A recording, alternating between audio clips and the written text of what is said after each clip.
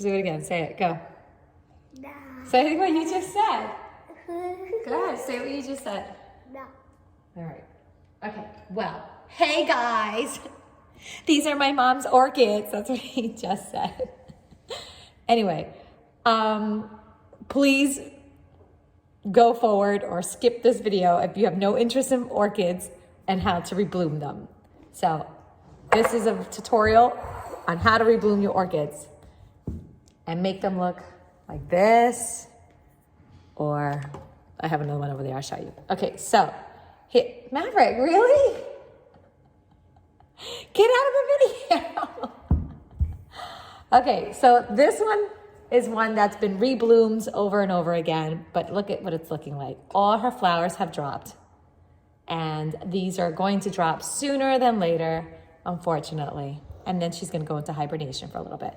But these have dropped, and as soon as all these flowers drop, I'm gonna cut here, because these stems that had flowers on them will no longer rebloom again. That's it. So you have to cut it off at the very last spot. So I'm gonna have to cut her all the way over here. And then this will become a new flower, and this will become a new flower, and she'll keep growing this way. So the stems that had flowers on them, you wanna cut them off because they will not rebloom. They're done, over and done with. What it looks like after you cut them, it's going to look like this, like two little sticks. But if you notice, the sticks that I cut grew another branch up here, and these will be new blooms. This one already has a new bloom coming out. I cut here and a new stem grew out of it. So don't throw out your orchids just because they have no more flowers on them. They might look like this, which is really sad. I had to cut the stem all the way down to the bottom because I waited too long after the flowers had fallen. I waited too long and the stick became brown. If the stick is brown, it's dead. It will no longer rebloom. You have to cut it all the way down to the stem. That's okay. It'll look like this for a while until a new stem grows. It'll take a while. This one's gonna be dormant, I'm not gonna lie, for quite some time, but water her once a week. She's still alive. You're not gonna kill her. You're not gonna throw her out. She's still pretty. She's got nice leaves.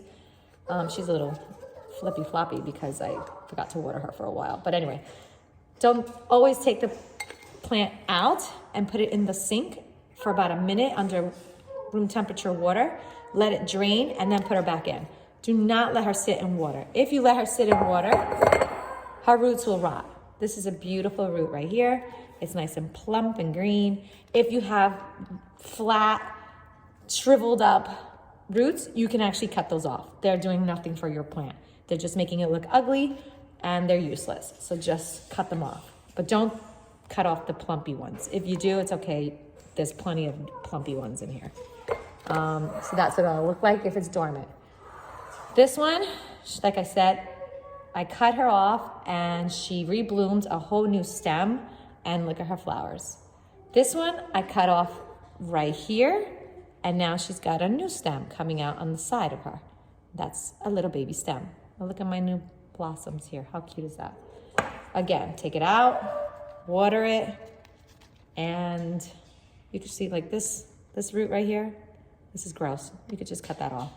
I think I redid this one. I took her whole out. I took the dirt off of her and I cut as much of the dead stem as possible. And you can just put her back in. Then she'll eventually look like this mamacita. Ooh, let me show you this one. Look how many flowers she's getting.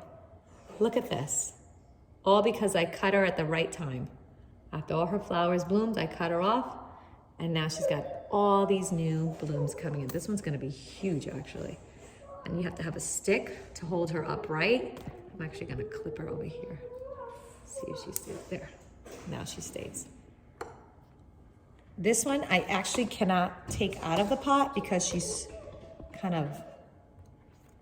she doesn't have a plastic covering, you know, the cover inside. So I fill her up as much as possible so I know she's nice and heavy, and then I tilt her over and drain all the water out. You just want her wet. You don't want her sitting in water. Sitting in water is a big no-no. You could buy indoor plant food, orchid food, anything you want. If you want to boost her life, which I like to do to my plants.